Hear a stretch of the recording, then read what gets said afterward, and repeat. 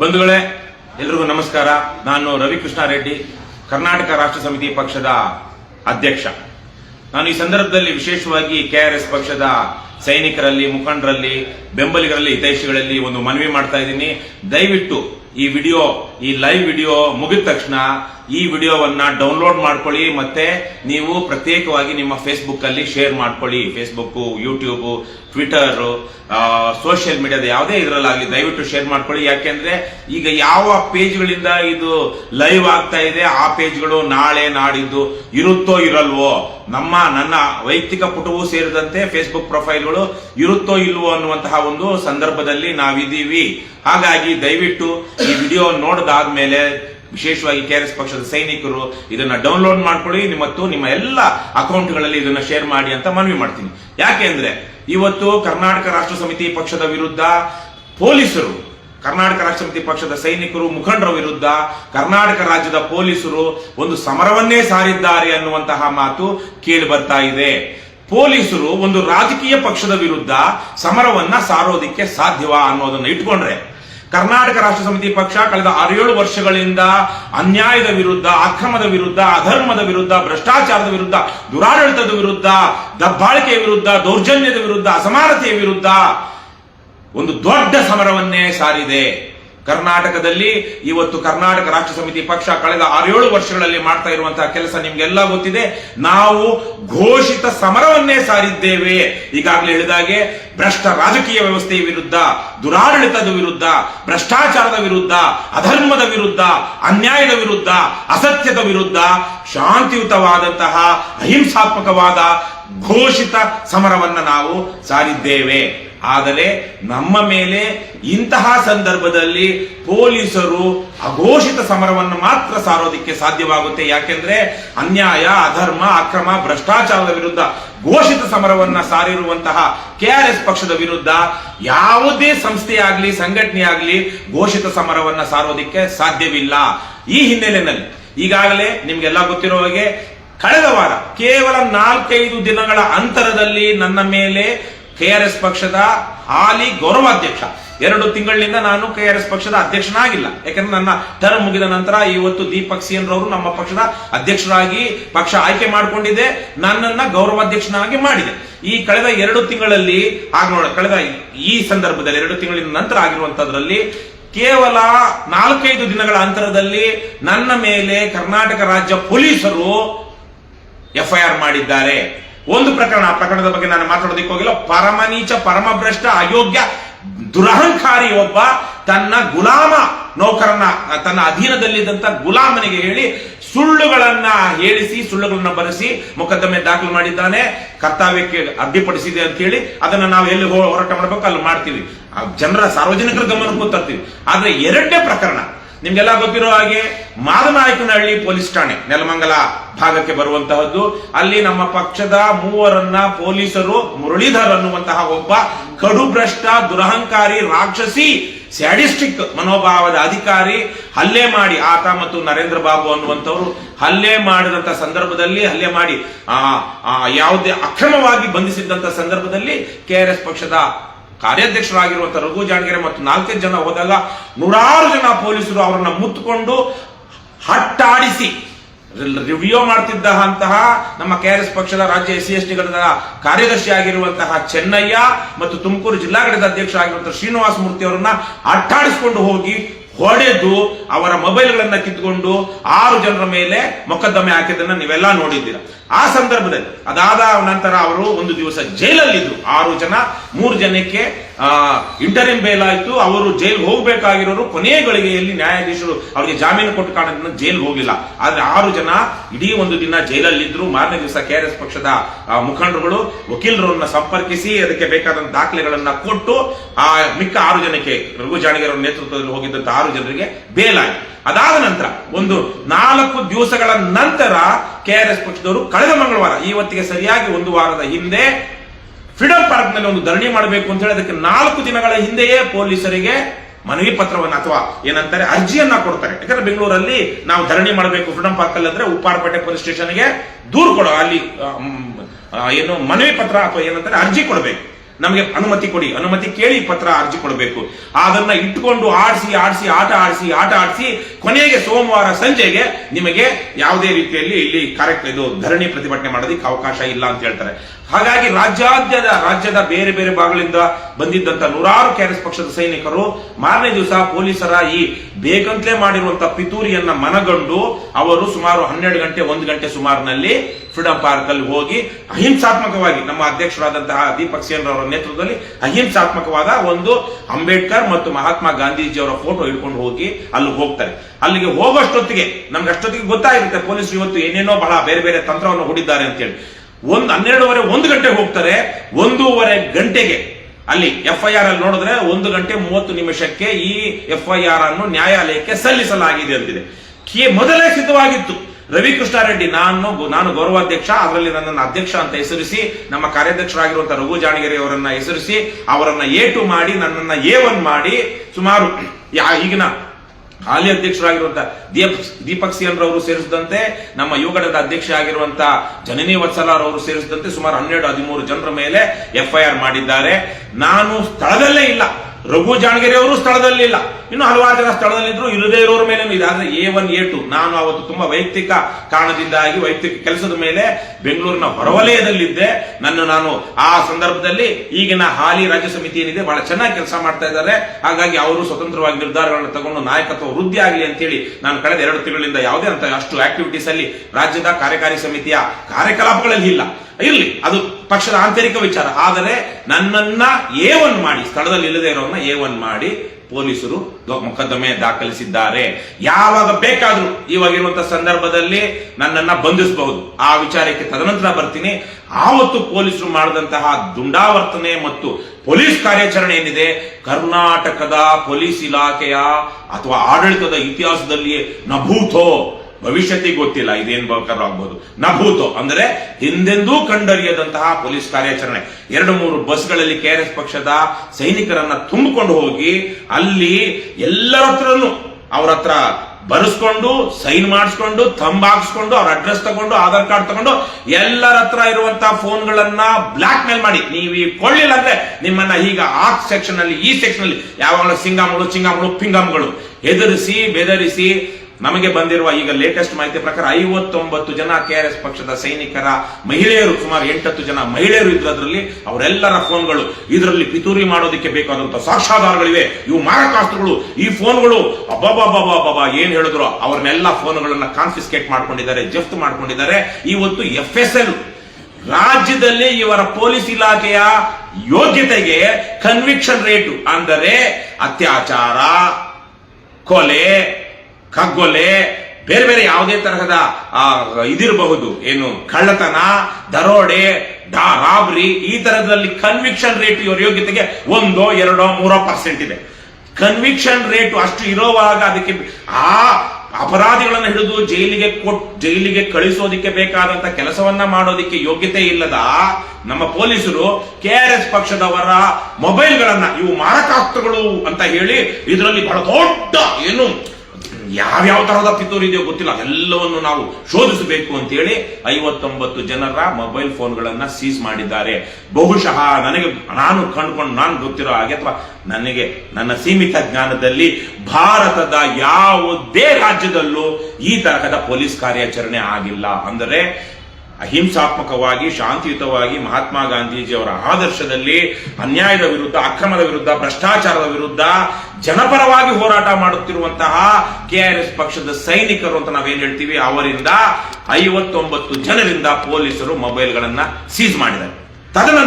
ತದನಂತರ ಈಗ ಬಂದಿರುವಂತಹ, ಯಾಕೆ ನಾನು ವಿಡಿಯೋದ ಆರಂಭದಲ್ಲಿಯೇ ಹೇಳಿದೆ, ಇದನ್ನ ದಯವಿಟ್ಟು ಡೌನ್ಲೋಡ್ ಮಾಡ್ಕೊಂಡು ನಿಮ್ಮ ಫೇಸ್ಬುಕ್ ಅಲ್ಲಾಗ್ಲಿ, ಇನ್ಸ್ಟಾಗ್ರಾಮ್ ಅಲ್ಲಾಗ್ಲಿ, ಬೇರೆ ಎಲ್ಲೇ ಆಗ್ಲಿ ಇದನ್ನ ಅಪ್ಲೋಡ್ ಮಾಡಿ ಅಂತ ಹೇಗೆ ಹೇಳ್ತಿದ್ದೀನಿ ಅಂದ್ರೆ, ನಮಗೆ ಈಗ ಬಂದಿರುವಂತಹ, ನಮಗಿನ್ನೂ ಯಾವುದೇ ನೋಟಿಸ್ ಬಂದಿಲ್ಲ, ಯಾವುದೇ ತರಹದ ಮಾಹಿತಿ ಬಂದಿಲ್ಲ. ಆದರೆ ಪೊಲೀಸ್ ಇಲಾಖೆಯವರು ಬಹುಶಃ ನನ್ನನ್ನು ಸೇರಿಸಿದಂತೆ ನಮ್ಮ ಪಕ್ಷದ ಎಲ್ಲಾ ಮುಖಂಡರುಗಳ ಏನು ಫೇಸ್ಬುಕ್ ಸೋಷಿಯಲ್ ಮೀಡಿಯಾದ ಯಾವ್ಯಾವ ಅಕೌಂಟ್ಗಳಿದೆ ಅವೆಲ್ಲವನ್ನು ಏನು ರದ್ದು ಮಾಡಬೇಕು ಅಥವಾ ನಿರ್ಬಂಧಿಸಬೇಕು. ಅದೇ ರೀತಿಯಲ್ಲಿ ಕರ್ನಾಟಕ ರಾಷ್ಟ್ರ ಸಮಿತಿ ಪಕ್ಷದ ಯಾವೆಲ್ಲ ಅಧಿಕೃತ ಫೇಸ್ಬುಕ್ ಪೇಜ್ಗಳಿವೆ ಅವೆಲ್ಲವನ್ನು ನಿರ್ಬಂಧಿಸಬೇಕು. ಇದು ಇವರು ಯಾವುದೋ ರೀತಿಯಲ್ಲಿ ಬಹಳ ದೊಡ್ಡ ಮಟ್ಟದಲ್ಲಿ ಇವರೇನೋ ಮಾಡ್ತಾ ಇದ್ದಾರೆ, ಸಮಾಜದಲ್ಲಿ ಅಲ್ಲೋಲ ಕಲ್ಲೋಲ ಉಂಟು ಮಾಡ್ತಾ ಇದ್ದಾರೆ ಅನ್ನುವಂತಹ ರೀತಿಯಲ್ಲಿ ಯಾವ್ದು ಬೇಕೋ ಪುಂಗಿ ಊದಿ ಅವರು ಯಾವುದೋ ಒಂದು ಆದೇಶವನ್ನ ಪಡೆದಿದ್ದಾರೆ ಅನ್ನುವಂತಹ ಮಾಹಿತಿ ಬಂದಿದೆ. ಪೊಲೀಸ್ ಇಲಾಖೆಯಲ್ಲಿರೋರೆ, ಬೇರೆ ಬೇರೆ ಇಲಾಖೆಯಲ್ಲಿರೋರೆ ನಮಗೆ ಅದನ್ನ ತಿಳಿಸಿದ್ದಾರೆ. ಆದ್ರೆ ನಮಗೆ ಇಲ್ಲಿ ತನಕ ಯಾವುದೇ ನೋಟಿಸ್ ಬಂದಿಲ್ಲ.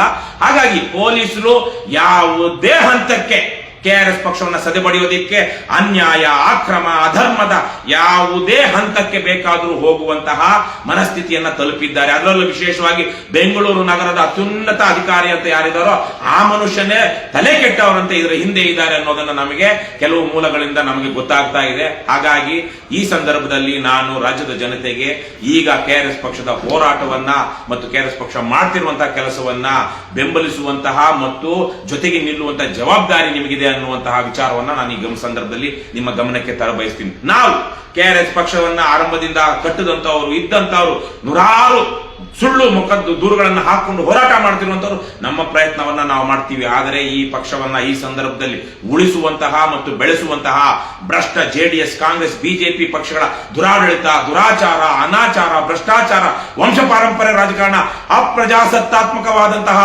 ವ್ಯವಸ್ಥೆ, ಪಾಳೆಗಾರಿಕೆ ಇವೆಲ್ಲವನ್ನು ಕೊನೆಗಾಣಿಸಬೇಕು ಅನ್ನೋ ಹಾಗಿದ್ರೆ ಕೆಆರ್ಎಸ್ ಪಕ್ಷ ಅಥವಾ ಈ ತರಹದ ಪಕ್ಷಗಳನ್ನ ಜನ ಬೆಂಬಲಿಸಬೇಕು.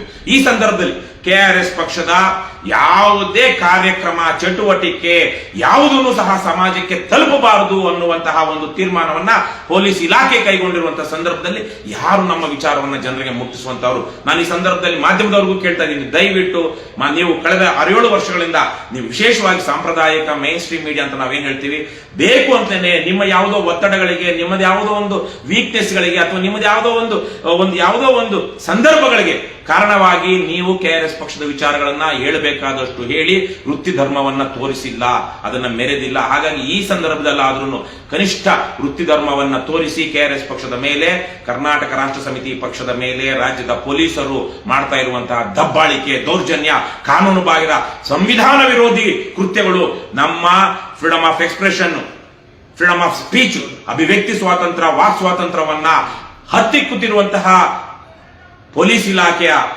ವಿರುದ್ಧವಾಗಿ ಇವತ್ತು ನೀವು ಕರ್ನಾಟಕ ರಾಷ್ಟ್ರ ಸಮಿತಿ ಪಕ್ಷದ ಪರವಾಗಿ ಮತ್ತು ಪೊಲೀಸ್ ಇಲಾಖೆಯ ವಿರುದ್ಧವಾಗಿ ಇವತ್ತು ನಿಂತ್ಕೊಳ್ಬೇಕಾಗಿದೆ. ಆಗ ಮಾತ್ರ ನಿಮ್ಮ ಅಭಿವ್ಯಕ್ತಿ ಸ್ವಾತಂತ್ರ್ಯವೂ ಉಳಿಯುತ್ತೆ, ನಿಮ್ಮ ವಾಕ್ ಸ್ವಾತಂತ್ರ್ಯವೂ ಉಳಿಯುತ್ತೆ ಅನ್ನೋದನ್ನ ಈ ಸಂದರ್ಭದಲ್ಲಿ ನಾನು ಮಾಧ್ಯಮಗಳಿಗೆ ತಿಳಿಸಿ ಬಯಸ್ತೀನಿ. ಈ ಸಂದರ್ಭದಲ್ಲಿ ಕಳೆದ ಒಂದು ವಾರದಲ್ಲಿ ಎಲ್ಲ ವಿಚಾರಗಳು ಆಗ್ತಿರುವಂತಹ ಸಂದರ್ಭದಲ್ಲಿ ರಾಜ್ಯದ ನೂರಾರು ಜನ ಚಿಂತಕರು, ಲೇಖಕರು, ಹೋರಾಟಗಾರರು, ಸಂಘ ಸಂಸ್ಥೆಗಳ ಮುಖಂಡರು ರಾಜ್ಯದ ಬೇರೆ ಬೇರೆ ಭಾಗಗಳಲ್ಲಿ ಕೆಆರ್ಎಸ್ ಪಕ್ಷದ ಪರವಾಗಿ ಮಾತನಾಡಿದ್ದಾರೆ, ಫೇಸ್ಬುಕ್ ಅಲ್ಲಿ ಬರೆದಿದ್ದಾರೆ, ಫೇಸ್ಬುಕ್ ಅಲ್ಲಿ ಲೈವ್ ಬಂದಿದ್ದಾರೆ, ಪತ್ರಿಕಾಗೋಷ್ಠಿಗಳನ್ನ ಮಾಡಿದ್ದಾರೆ. ಕೆಲವೊಂದು ಕಡೆ ಬೀದಿಯಲ್ಲಿ ನಿಂತು ಕೊಡಬೇಕು ಮಾತುಗಳನ್ನ ಹೇಳಿ ಅಧಿಕಾರಿಗಳಿಗೆ ಅಥವಾ ಮುಖ್ಯಮಂತ್ರಿಗೋ ಅಥವಾ ರಾಜ್ಯಪಾಲರಿಗೋ ತಲುಪುವಾಗಿ ಅಧಿಕಾರಿಗಳ ಮೂಲಕ ಆಗ್ರಹ ಪತ್ರಗಳನ್ನ ಕಳಿಸಿದ್ದಾರೆ. ಅವರೆಲ್ಲರಿಗೂ ನಾನು ಕೆಆರ್ಎಸ್ ಪಕ್ಷದ ಸಂಸ್ಥಾಪಕ ಅಧ್ಯಕ್ಷನಾಗಿ, ಇವತ್ತಿನ ಗೌರವಾಧ್ಯಕ್ಷನಾಗಿ ಹೃತ್ಪೂರ್ವಕವಾದ ಧನ್ಯವಾದಗಳನ್ನ ತಿಳಿಸ್ತೀನಿ. ಇಷ್ಟು ಜನ ನಮಗಂತೂ ಖಾತ್ರಿ ಆಗ್ತಾ ಇದೆ. ಯಾಕಂದ್ರೆ ಪ್ರತಿ ಸಲ ಈಗ ವಿಶೇಷವಾಗಿ ನಿನ್ನೆಯಿಂದ ಕರ್ನಾಟಕ ರಾಷ್ಟ್ರ ಸಮಿತಿ ಪಕ್ಷದ 3 ತಂಡಗಳು ರಾಜ್ಯಾದ್ಯಂತ ಎದ್ದೇಳು ಕನ್ನಡಿಗ ಕೆಆರ್ಎಸ್ ಪಕ್ಷ ಸೇರು ಬಾ ಅನ್ನುವಂತಹ ಒಂದು ಅಭಿಯಾನವನ್ನು ಆರಂಭಿಸಿದ್ದಾರೆ. ಮುಂದಿನ 8-10 ದಿನಗಳ ಕಾಲ ಈ ಅಭಿಯಾನ ನಡೆಯುತ್ತೆ. ಇದು ನಿನ್ನೆ ಆರಂಭವಾಗೋದಕ್ಕೆ ಮೊದಲೇನೆ 16,000 ರೂಪಾಯಿ ಬಹುಶಃ ಕಳೆದ ಒಂದು 5-6 ದಿವಸದಲ್ಲಿ ನಮಗೆ 1 ಲಕ್ಷ ರೂಪಾಯಿಗಿಂತ ಹೆಚ್ಚಿನ ದೇಣಿಗೆ ಬಂದಿರಬಹುದು. ನೂರಾರು ಜನ ಪಕ್ಷದ ಸದಸ್ಯತ್ವ ತೆಗೆದುಕೊಂಡಿದ್ದಾರೆ. ಯಾಕೆ?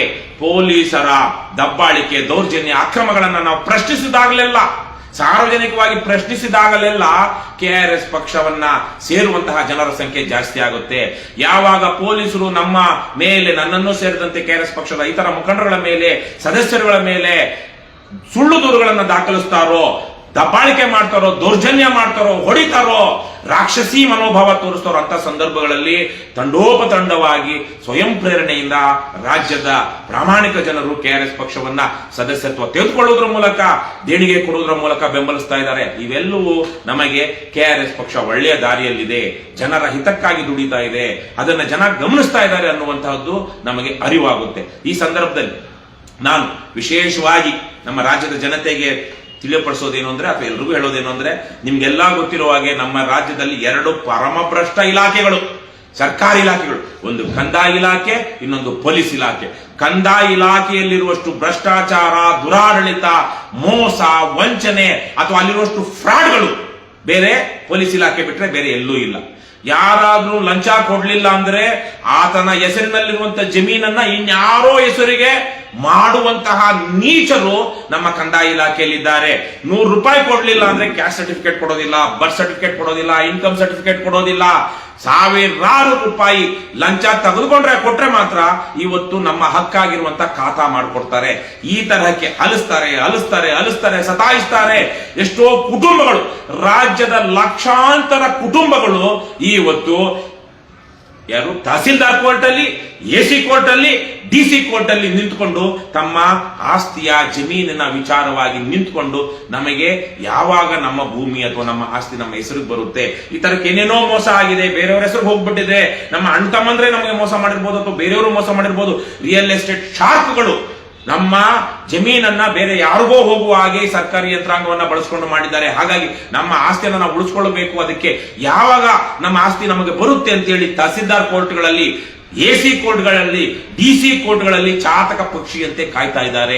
ಅವರ ಕಣ್ಣೀರಿನ ಶಾಪ ಏನಿದೆ, ಈ ಕಡು ನೀಚ ಅಧಿಕಾರಿಗಳಿಗೆ, ನೆಮ್ಮದಿ ಕಳೆದುಕೊಂಡಂತಹ ಬಡವನ ಶಾಪ ಏನಿದೆ, ಆ ಶಾಪ ಬಹಳ ಶಕ್ತಿಶಾಲಿಯಾದದ್ದು.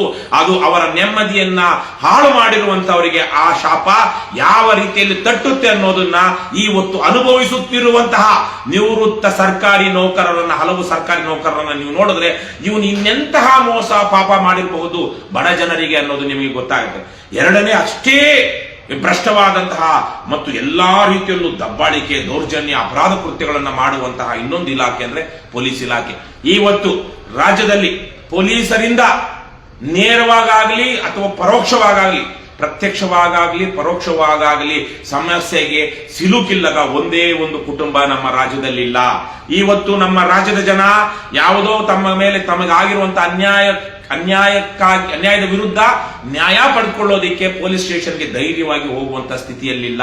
ಮೊನ್ನೆ ಯಾರೋ ಒಬ್ಬ ನೀಚೆ ಒಬ್ಬ ಹೆಣ್ಣಾಗಿ, ನಾನು ಹೆಣ್ಣು ಗಂಡು ಅಂತ ಭೇದ ಮಾಡೋದಿಲ್ಲ, ಆದ್ರೆ ಸಂದರ್ಭದಲ್ಲಿ ಹೇಳ್ಬೇಕು, ಆ ನೀಚೆ, ಆ ಹೆಣ್ಣು SI ಯಾವುದೋ ಒಂದು ಕುಟುಂಬದ ಇವರು ವ್ಯಕ್ತಿಗಳು ತಮ್ಮ ಕುಟುಂಬದಲ್ಲಿರುವ ಒಬ್ಬ ಅಪ್ರಾಪ್ತ ವಯಸ್ಸಿನ ಹೆಣ್ಣು ಮಗಳ ಮೇಲೆ ಅತ್ಯಾಚಾರ ಆಗಿದೆ, ಇದಕ್ಕೆ ಪೋಕ್ಸೋ ಕೇಸಲ್ಲಿ ಪ್ರಕರಣ ದಾಖಲಿಸಬೇಕು ಅಂತ ಹೇಳಿ ಕಂಪ್ಲೇಂಟ್ ಕೊಟ್ರೆ ಆ ನೀಚೆ ಪೊಲೀಸ್ ಅಧಿಕಾರಿಣಿ ಅವರ ಹತ್ರ 50,000 1 ಲಕ್ಷ ಡಿಮ್ಯಾಂಡ್ ಮಾಡಿ ಇವತ್ತು ತಪ್ಪಿಸ್ಕೊಂಡು ಓಡಾಡ್ತಿದ್ದಾಳೆ.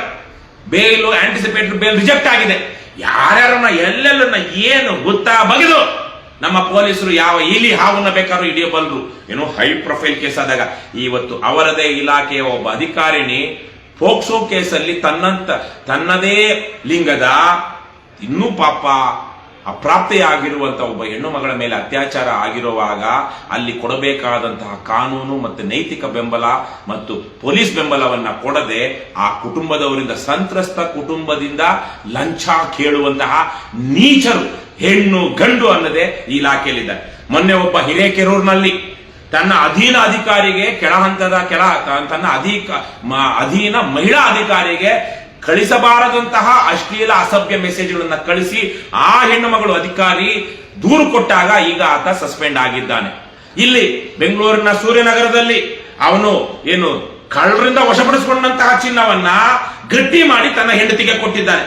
ಇನ್ನೊಬ್ಬ ನಾವು ನೋಡಿದಾಗೆ ತಲಘಟ್ಟಪುರ ಪೊಲೀಸ್ ಸ್ಟೇಷನ್ ನಲ್ಲಿ ದೂರೇ ದಾಖಲಿಸದೆ ಯಾರು ಟ್ರೆಸ್ಪಾಸಿಂಗ್ ಅಂದ್ರೆ ಮನೆಗೆ ಬಂದು ಅತಿಕ್ರಮ ಪ್ರವೇಶ ಮಾಡಿದ್ದಾರೆ ಅಂತ ಹೇಳಿ ದೂರು ದಾಖಲಿಸುವಂತ ಪ್ರಕರಣದಲ್ಲಿ ತದನಂತರ ದಾಖಲಿಸಿರೋದು. ಆ ಪ್ರಕರಣದಲ್ಲಿ ಎಲ್ಲ ಚಿನ್ನವನ್ನ ತಗೊಂಡು ಬಂದು ಯಾರ ಮನೆಯಿಂದ ಕಳ್ಳತನ ಆಗಿತ್ತೋ ಆ ಮನೆಯವನಿಗೆ ತಗೊಂಡು ಹೋಗಪ್ಪ ಅಂತಾರೆ.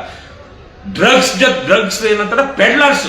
ಡ್ರಗ್ಸ್ ಜನರನ್ನ, ಸಮಾಜವನ್ನ, ಮಕ್ಕಳನ್ನ, ಯುವಜನಾಂಗವನ್ನ ದಾರಿ ತಪ್ಪಿಸುವಂತಹ, ಈ ಸಮಾಜವನ್ನ ಭ್ರಷ್ಟ ಮಾಡುವಂತಹ, ಅನಾರೋಗ್ಯಕ್ಕೀಡು ಮಾಡುವಂತಹ, ಕಡು ನೀಚ ಡ್ರಗ್ಸ್ ಮಾರುವಂತಹ ಕ್ರಿಮಿನಲ್ಗಳೊಂದಿಗೆ ಪೊಲೀಸರು ಶಾಮೀಲಾಗಿದ್ದಾರೆ. ಇವತ್ತು ಎಷ್ಟೋ ಕಡೆ ಪೊಲೀಸರು ಕಳ್ಳರನ್ನ ಸಾಕೊಂಡಿದ್ದಾರೆ.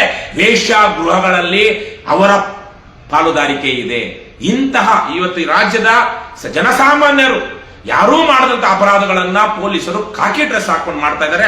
ಬಹುಶಃ ಹಾರ್ಡ್ ಕೋರ್ ಕ್ರಿಮಿನಲ್ಸ್ ಅಂತ ಯಾರಿದ್ದಾರೆ ಇವತ್ತು ಅವರು ಪೊಲೀಸರೇ ಆಗ್ಬಿಟ್ಟಿದ್ದಾರೆ ಅಥವಾ ಪೊಲೀಸರ ರಕ್ಷಣೆಯಲ್ಲಿ ಇವತ್ತು ತಮ್ಮ ಕಾರ್ಯಾಚರಣೆಯನ್ನ ಮಾಡ್ತಾ ಇದ್ದಾರೆ. ಹಾಗಾಗಿ ಆಗ್ಲೇ ನಾನು ಹೇಳಿದಾಗೆ ರಾಜ್ಯದ ನಾವು ನೋಡಿದಾಗೆ ಯಾವ ಮೂಲೆಗಾದ್ರೂ ಹೋಗಿ ಅವನು ಎಷ್ಟೇ ಶ್ರೀಮಂತ ಆಗಿರ್ಲಿ ಎಷ್ಟೇ ಬಡವರಾಗಲಿ, ವಿಶೇಷವಾಗಿ ಬಡವರಾಗಿದ್ರೆ ಅಂತನೂ ಒಂದಲ್ಲ ಒಂದು ರೀತಿಯಲ್ಲಿ ಪೊಲೀಸರಿಂದ ಪ್ರತ್ಯಕ್ಷವಾಗಿ ಅಥವಾ ಪರೋಕ್ಷವಾಗಿ ಶೋಷಣೆಗೊಳಗಾಗಿರುವಂತಹ ವ್ಯಕ್ತಿಗಳೇ ಅಥವಾ ಕುಟುಂಬಗಳೇ ಇಲ್ಲ, ವ್ಯಕ್ತಿಗಳು ಅಂತ ಹೇಳೋಕ್ಕಾಗೋದಿಲ್ಲ, ಕುಟುಂಬಗಳೇ. ಅವರ ಎಕ್ಸ್ಟೆಂಡೆಡ್ ಫ್ಯಾಮಿಲಿ ಇರ್ಬೋದು, ನೆಂಟಿರ್ಬೋದು, ಅವರ ಯಾವುದೋ ಒಂದು ಕುಟುಂಬದ 2-3 ಡಿಗ್ರಿನಲ್ಲಿಯೇ ಒಂದಲ್ಲ ಒಂದು ತರದಲ್ಲಿ ಪೊಲೀಸರಿಂದ ಅನ್ಯಾಯಕ್ಕೊಳಗಾಗಿರುವಂತಹ ಶೋಷಣೆಗೊಳಗಾಗಿರುವಂತಹ ಜನ ಇದ್ದಾರೆ. ಇವತ್ತು ಅಂತಹ ಭ್ರಷ್ಟ ಅಧರ್ಮಿ ವ್ಯವಸ್ಥೆಯ ವಿರುದ್ಧ, ದಾನವೀ ಶಕ್ತಿಗಳ ವಿರುದ್ಧ ಹೋರಾಟ ಮಾಡ್ತಿರುವಂತಹ ಏಕೈಕ ಗುಂಪು ಅಂದ್ರೆ ಕರ್ನಾಟಕ ರಾಷ್ಟ್ರ ಸಮಿತಿ ಪಕ್ಷ. ಹಾಗಾಗಿಯೇ ಪೊಲೀಸರು ನಾವು ಹಲವಾರು ಸಂದರ್ಭಗಳಲ್ಲಿ ಒಂದು ವಿಚಾರ ಹೇಳಬೇಕು. ನಾನು 4 ದಿವಸದಿಂದ ಒಂದು ಊರಿನಲ್ಲಿದ್ದೆ.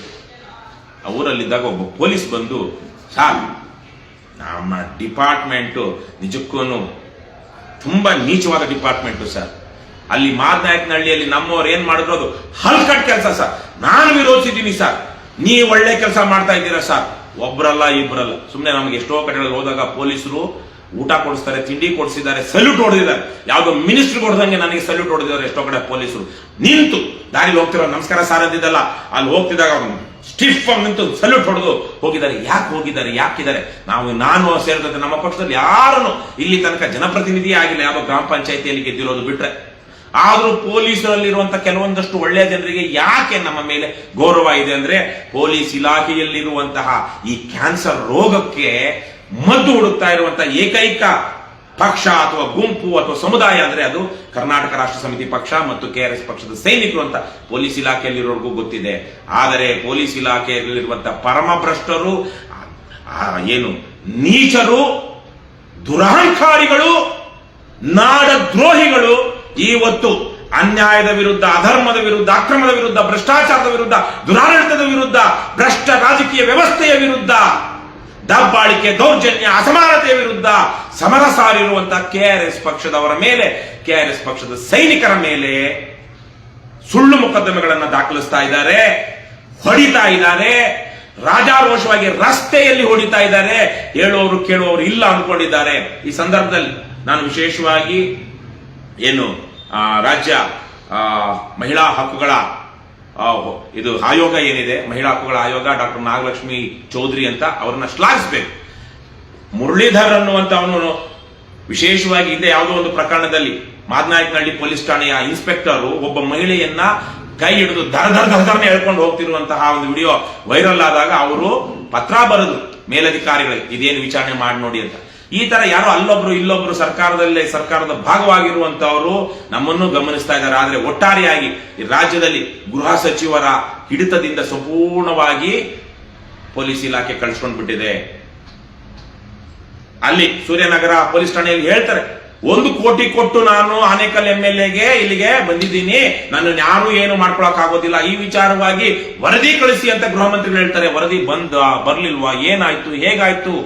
ಕಳೆದ 1 ತಿಂಗಳಲ್ಲಿ ಎಷ್ಟು ಜನ ಪೊಲೀಸರು ನಮ್ಮ ರಾಜ್ಯದಲ್ಲಿ ಅಕ್ರಮ, ಅವ್ಯವಹಾರ, ಭ್ರಷ್ಟಾಚಾರ, ನೀಚತನ, ಅಪರಾಧ ಕೃತ್ಯಗಳನ್ನ ಮಾಡ್ತಿರುವಾಗ ಸಿಕ್ಕಾಕೊಂಡು ಅವರ ಇಲಾಖೆಯಿಂದಲೇ ಸಸ್ಪೆಂಡ್ ಆಗಿಲ್ಲ. ಸೊ ಇಂತಹ ಒಂದು ಸಂದರ್ಭದಲ್ಲಿ ನಾವಿದ್ದೇವೆ. ಇಂತಹ ಒಂದು ಸಂದರ್ಭದಲ್ಲಿ ನಾಳೆಯಿಂದ ನಮ್ಮ ಏನು ಜನರನ್ನ ತಲುಪೋದಿಕ್ಕೆ ನಾವು ಇವತ್ತು ಆಧುನಿಕವಾದಂತಹ ತಂತ್ರಜ್ಞಾನವನ್ನ ಬಳಸಿ ಏನ್ ಮಾಡ್ತಾ ಇದ್ವಿ ನಿಮ್ಗೆಲ್ಲ ಗೊತ್ತಿದೆ. ಬಹುಶಃ ದೇಶದ ಯಾವುದೇ ಭಾಗದಲ್ಲೂ ಫೇಸ್ಬುಕ್ ಅನ್ನ ಇಷ್ಟು ದಿನಗಳ ಕಾಲ ಇಷ್ಟು ಸಶಕ್ತವಾಗಿ ಬಳಕೆ ಮಾಡ್ತಾ ಜನಪರವಾಗಿ ಹೋರಾಟ ಮಾಡಿಕೊಂಡು ಬಂದಿರುವಂತಹ ಇನ್ನೊಂದು ಪಕ್ಷ, ಸಂಘಟನೆ ಆಗ್ಲಿ ಇಲ್ಲ. 2017-18ರಿಂದನೇ ಶುರು ಮಾಡಿ KRS ಪಕ್ಷ ಸ್ಥಾಪನೆ ಆಗೋದಕ್ಕೆ ಮೊದಲಿಂದನೇ ನಾನು ಸೇರಿದಂತೆ ನಮ್ಮ ಹಲವಾರು ಸಂಗಾತಿಗಳು ನಾವು ಫೇಸ್ಬುಕ್ ಲೈವ್ ಮಾಡ್ತಾ ದುರಾಚಾರವನ್ನ ನೇರವಾಗಿ ರಾಜ್ಯದ ಜನರ ಗಮನಕ್ಕೆ ತರೋದಕ್ಕೆ ಆರಂಭಿಸಿದ್ವಿ. ಇವತ್ತು ಅದು ನಾವಲ್ಲ, ನಮ್ಮಿಂದ ಪ್ರೇರಣೆ ಪಡ್ಕೊಂಡಿರುವಂತಹ ಸಹಸ್ರಾರು ಜನ ಇವತ್ತು ರಾಜ್ಯದಲ್ಲಿ ವಿಡಿಯೋ ಮಾಡ್ತಾ ಇದ್ದಾರೆ, ಲೈವ್ ಮಾಡ್ತಾ ಇದ್ದಾರೆ. ಹಾಗಾಗಿ ನಾವು ಬಹಳ ಕಷ್ಟಪಟ್ಟು ತಿಕ್ಕಿ ಶೂನ್ಯದಲ್ಲಿ ಬೆಂಕಿಯನ್ನ ಸೃಷ್ಟಿಸಿ ಆ ಘರ್ಷಣೆಯಿಂದ, ಆ ಬೆಂಕಿಯಿಂದ ದೀಪವನ್ನ ಹಚ್ಚಿದೆವು. ಇವತ್ತು ಆ ದೀಪ ನೂರಾರು ದೀಪಗಳಿಗೆ ಬೆಳಕು ಕೊಟ್ಟಿದೆ. ಆ ದೀಪ ಇವತ್ತು ರಾಜ್ಯಾದ್ಯಂತ ಸಾವಿರಾರು ದೀಪಗಳಾಗಿ ಪರಿವರ್ತನೆ ಆಗಿದೆ. ಹಾಗಾಗಿ KRS ಪಕ್ಷದವರನ್ನ ದಮನಿಸಬಹುದು ಅಂತ ಅಂದ್ಕೊಂಡ್ರೆ ನಮ್ಮಲ್ಲಿರುವಂತಹ ಕೆಲವರನ್ನ ನೀವು ಗಮನಿಸಬಹುದು, ಅವರ ಆತ್ಮಸ್ಥೈರ್ಯವನ್ನ ಕುಗ್ಗಿಸಬಹುದು. ಆದರೆ ಬಹುತೇಕ KRS ಪಕ್ಷದ ಸೈನಿಕರನ್ನ ನೀವು ಏನೂ ಮಾಡಲಾರಿರಿ. ಮತ್ತೆ ನಮ್ಮಿಂದ ಪ್ರೇರಣೆ ಪಡ್ಕೊಂಡಿರುವಂತಹ ಜನಸಾಮಾನ್ಯರನ್ನ, ಅವರ ಸ್ಫೂರ್ತಿಯನ್ನ, ಅವರ ಕೆಚ್ಚನ್ನ, ಅವರ ಕಾರ್ಯಚಟುವಟಿಕೆಗಳನ್ನ ನೀವು ಯಾವತ್ತೂ ನಿಲ್ಲಿಸಲಾರಿರಿ. ಹಾಗಾಗಿ ಈ ಸಂದರ್ಭದಲ್ಲಿ ಇದು ರಾಜಕೀಯ ಹೋರಾಟ, ನಮ್ಮದಂತೂ ರಾಜಕೀಯ ಹೋರಾಟ. ನಮ್ಮ ಹೋರಾಟ ಪೊಲೀಸ್ ಇಲಾಖೆ ವಿರುದ್ಧವೂ ಅಲ್ಲ, ಕಂದಾಯ ಇಲಾಖೆಯ ನೌಕರರ ವಿರುದ್ಧವೂ ಅಲ್ಲ, ಸರ್ಕಾರಿ ನೌಕರರ ವಿರುದ್ಧವೂ ಅಲ್ಲ. ಭ್ರಷ್ಟ ವ್ಯವಸ್ಥೆಯ ವಿರುದ್ಧ ಒಂದು ಸ್ವಚ್ಛ, ಪ್ರಾಮಾಣಿಕ, ಜನಪರ ರಾಜಕಾರಣಕ್ಕಾಗಿ ನಾವು ಮಾಡ್ತಿರುವಂತಹ ಹೋರಾಟ. ಆ ಹೋರಾಟದಲ್ಲಿ ನಮಗೆ ಎದುರಾಗಿರುವಂತಹವರು ಅಥವಾ ನಮ್ಮ ಹೋರಾಟವನ್ನು ಹತ್ತಿಕ್ಕೋದಿಕ್ಕೆ ಪ್ರಯತ್ನ ಪಡ್ತಿರುವಂತಹವರು, ಜನಸಾಮಾನ್ಯರ ಒಂದು ಚೈತನ್ಯವನ್ನು ಹುಡುಗಿಸ್ತಿರುವಂತಹವರು, ಭ್ರಷ್ಟ ವ್ಯವಸ್ಥೆಯ ವಿರುದ್ಧ ಮಾತನಾಡಬೇಕಾದಂತಹ, ಧ್ವನಿ ಎತ್ತಬೇಕಾದಂತಹ ಜನಸಾಮಾನ್ಯರ ಚೈತನ್ಯವನ್ನು ಹುಡುಗಿಸ್ತಿರುವಂತಹವರು ಪೊಲೀಸರು ಮತ್ತೆ ಕಂದಾಯ ಇಲಾಖೆಯ ನೌಕರರು. ಹಾಗಾಗಿ ನಾವು ಈ ಇಲಾಖೆ ನೌಕರರು ನಮ್ಮ ಮೇಲೆ ಅವನ ಕುನ್ನಿ, ಅವಳ ಕುಮಾರಿ, ಅವನೋ ಎಷ್ಟೋ ಜನ ಹಾಕಿದ್ರು, ಭಯ ಪಟ್ಟಿಲ್ಲ. ದಂಡಿಗೆ ಎದುರೋದಿಲ್ಲ, ದಾಳಿಗೆ ಎದುರೋದಿಲ್ಲ. ನಾವು ಇನ್ನು ದಾಸಪ್ಪನ ಗಲಗಂಟೆಗಂತೂ ಎದುರೋ ಪ್ರಶ್ನೆನೇ ಇಲ್ಲ. ಇವತ್ತಿಗೆ ನಾನು ಮೊದಲೇ ಹೇಳಿದಂತೆ, ನಾನಂತೂ ಪೊಲೀಸರು ನನ್ನ ಬಂದು ಅರೆಸ್ಟ್ ಮಾಡ್ಕೊಂಡು ಹೋಗೋದಿಕ್ಕೆ ಯಾವಾಗ ಬಂದ್ರು ನನ್ಗೆ ಯಾವ ಭಯ, ಆತಂಕ ಇಲ್ಲ. ನಾನು ಸಿದ್ಧವಾಗಿದ್ದೀನಿ. ಆದ್ರೆ ಪೊಲೀಸರು ನ್ಯಾಯ ಮಾರ್ಗದಿಂದ ಬಂದ್ರೆ ಅವರು ಬರೋದಕ್ಕೆ ಮೊದಲೇನೆ ನಾನೇ ಹೋಗಿ ಅವ್ರಿಗೆ ಎಲ್ಲಿ ಸರೆಂಡರ್ ಆಗ್ಬೇಕು ಅಲ್ಲಿ ಸರೆಂಡರ್ ಆಗ್ತೀನಿ.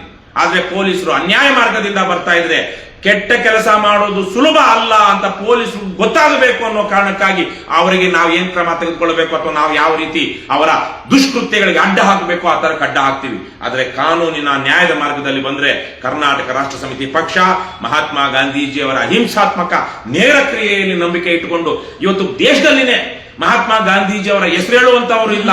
ಹೋರಾಟಗಳಲ್ಲಿ ಅಹಿಂಸೆ ಅನ್ನುವಂತಹ ಪದ ಬಳಸಿ ಈ ತರದ ಸಂಘರ್ಷದ ಹೋರಾಟವನ್ನು ಮಾಡೋರಿಲ್ಲ, ಅದೇ ತರಹದ ನುಡಿದಂತೆ ನಡೆಯೋರಿಲ್ಲ. ಮತ್ತು ನೇರ ಕ್ರಿಯೆ, ನಾವು ಬರೀ ಅಲ್ಲಿ ಇಲ್ಲಿ ಸೆಮಿನಾರ್ಗಳಲ್ಲಿ ಅಲ್ಲಿ ಇಲ್ಲಿ ಮಾತಾಡ್ಕೊಂಡಲ್ಲ, ಜನಸಾಮಾನ್ಯರನ್ನ ಇವತ್ತು ನಾವು ಹೋರಾಟಕ್ಕೆ ಇಳಿಸಿದ್ದೀವಿ. ಮತ್ತೆ ಅದೇ ಸಂದರ್ಭದಲ್ಲಿ ನಾವು ಅವರ ಜೊತೆಗೆ ನಿಂತುಕೊಂಡು ಹೋರಾಟ ಮಾಡ್ತಾ ಇದ್ದೀವಿ. ಅಹಿಂಸಾತ್ಮಕ ನೇರ ಕ್ರಿಯೆ ಏನಿದೆ, ಡೈರೆಕ್ಟ್ ಆಕ್ಷನ್, ಇವತ್ತು ಅದನ್ನ ಇವತ್ತಿನ ಸಂದರ್ಭದಲ್ಲಿ ದೇಶದಲ್ಲಿ ಮಾಡ್ತಾ ಇರುವಂತಹ ಏಕೈಕ ಪಕ್ಷ ಅಂದ್ರೆ ಕರ್ನಾಟಕ ರಾಷ್ಟ್ರ ಸಮಿತಿ ಪಕ್ಷ. ಹಾಗಾಗಿ ನಾವು ಅಂಜೋದಿಲ್ಲ, ಅಳ್ಕೋದಿಲ್ಲ. ಸ್ವಾತಂತ್ರ್ಯ ಬಂದ ಕಾರಣಕ್ಕೆ ಈ ದೇಶದಲ್ಲಿ ಸಂವಿಧಾನ ರಚನೆ ಮಾಡುವಂತ ಒಂದು ಅವಕಾಶ ಸಿಕ್ತು. ಸಂವಿಧಾನವನ್ನು ಒಪ್ಪಿಕೊಂಡ ಕಾರಣಕ್ಕೆ ಇವತ್ತು ಪ್ರಜಾಪ್ರಭುತ್ವ ಬಂದಿದೆ. ಇಂತಹ ಪ್ರಜಾಪ್ರಭುತ್ವದಲ್ಲಿ ಸಂವಿಧಾನ ಏನೆಲ್ಲ ಹಕ್ಕುಗಳನ್ನ ಕೊಟ್ಟಿದೆ ಅದನ್ನ ನಾವು ಚಲಾಯಿಸೇ ತೀರ್ತೀವಿ ಈ ಸಂದರ್ಭದಲ್ಲಿ. ಹಾಗಾಗಿ ನಾನು ರಾಜ್ಯದ ಜನತೆಯಲ್ಲಿ ಮತ್ತೊಮ್ಮೆ ಮನವಿ ಮಾಡ್ತೀನಿ, ನೀವು ನಮ್ಮ ಜೊತೆಗೆ ನಿಲ್ಲಬೇಕು. ನಿಲ್ಲಿ. ನಮ್ಮಲ್ಲಿರುವಂತವರು ಸಾಮಾನ್ಯ ಹಿನ್ನೆಲೆಯ ಜನ, ಯಾವನೋ ಒಬ್ಬ ರಾಜಕಾರಣಿಯ ಮಗನೋ ಮೊಮ್ಮಗನೋ ದರ್ಪ ದಬ್ಬಾಳಿಕೆ ಕಾಮಾಂಧನಾಗಿ ಮಾಡಿರುವಂತಹ ಕೆಲಸಗಳನ್ನ ಮಾಡಿಕೊಂಡು ಇಲ್ಲಿ ಬಂದು ಪಕ್ಷದಲ್ಲಿ ಅಂತವ್ರು ಯಾರು ಇಲ್ಲ. ಇಲ್ಲಿರುವಂತವ್ರು ಸಾಮಾನ್ಯ ಹಿನ್ನೆಲೆಯ ಜನ. ಯಾವನು ಅಕ್ರಮವಾಗಿ ದುಡ್ಡು ಮಾಡಿ ಆ ದುಡ್ಡನ್ನ ಜನರಿಗೆ ಚೆಲ್ಲಿ ನಾನು ಅಧಿಕಾರವನ್ನ ಪಡಿಬೇಕು ಅನ್ನುವಂತಹ ಜನರಿಲ್ಲ. ಇಲ್ಲಿ ಒಳ್ಳೆಯ ವಿಚಾರವಂತರು, ನೀತಿವಂತರು, ಶೀಲ ಮತ್ತು ಶಿಸ್ತು ನುಡಿದಂತೆ ನಡೆಯುವ, ಪ್ರಾಮಾಣಿಕತೆಯಿಂದಿರುವ, ನೈತಿಕತೆಯನ್ನ ಕಾಪಾಡಿಕೊಳ್ಳುವ ಒಂದು ಶೀಲ ಏನಿದೆ, ಆ ಶೀಲ ಮತ್ತು ಶಿಸ್ತು ನಾವು 10 ಜನ ಇದ್ರು ಈ ತರ 100 ಜನರ ಗುಂಪಿಗೆ ಸಾಮಾನ್ಯವಾಗಿ ನೋಡಿದ್ದೀರಾ ನೀವು. ಹಾಗಾಗಿ 10 ಜನ KRS ಪಕ್ಷ ಟಿ ಶರ್ಟ್ ಹಾಕೊಂಡಿರೋರಿದ್ರೆ 100 ಜನ ಗಮನಿಸ್ತಾ ಇರ್ತಾರೆ.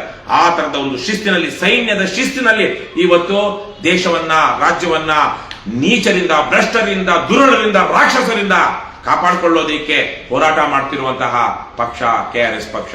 ಹಾಗಾಗಿ ಈ ಪಕ್ಷದ ಅಳಿವು ಮತ್ತು ಉಳಿವು ಇವತ್ತು ರಾಜ್ಯದ ಜನರ ಕೈಯಲ್ಲಿದೆ.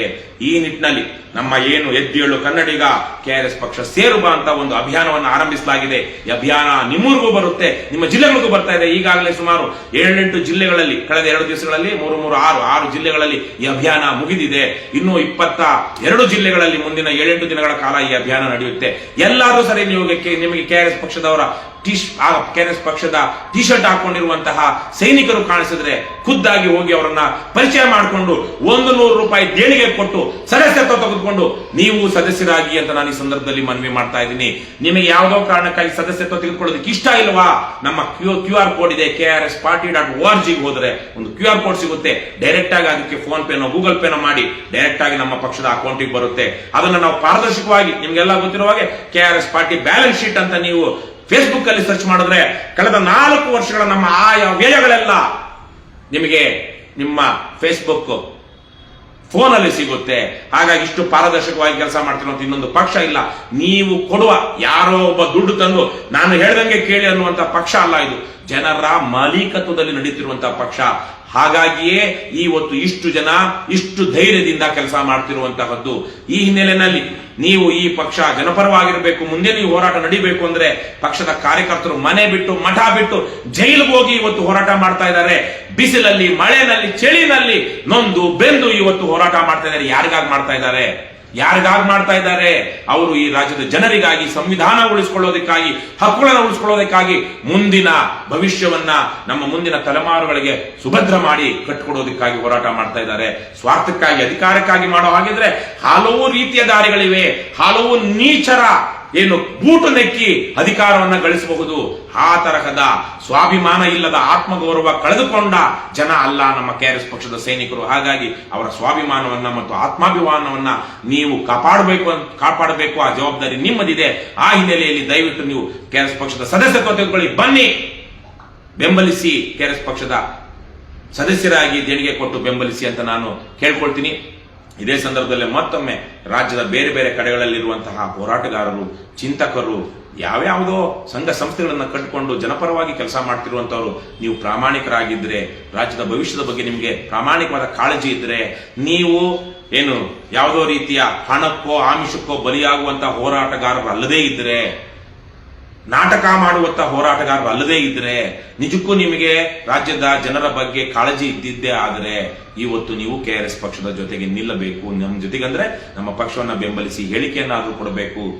ಯಾರಿಗೆ ಆಗ್ರಹ ಮಾಡಬೇಕು, ಕಾನೂನು ಉಳಿಸೋದಿಕ್ಕೆ, ಸಂವಿಧಾನ ಉಳಿಸೋದಿಕ್ಕೆ ಅವರಿಗೆ ಆಗ್ರಹ ಮಾಡಬೇಕು ಅಂತ ಕೇಳ್ಕೊಳ್ತೀನಿ. ಇಷ್ಟನ್ನು ಹೇಳ್ತಾ ಈ ಸಂದರ್ಭದಲ್ಲಿ ನನ್ನ ಮನಸ್ಥಿತಿ ಹೇಗಿದೆ,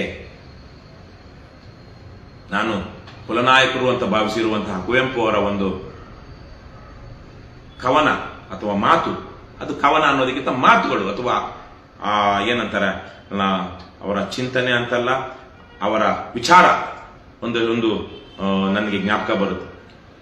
ರವಿಗಿಲ್ಲದ ಭಯ, ಶಶಿಗಿಲ್ಲದ ಭಯ, ತಾರಾ ನಿವಾಹಕೆ ಇರದ ಭಯ, ನಿನಗೇತಕ್ಕೆ ಬಿಡು ಅನು ಶ್ರದ್ಧೆಯ ನೀಡು, ನಿನ್ನನೆ ನೈವೇದ್ಯವ ನೀಡು.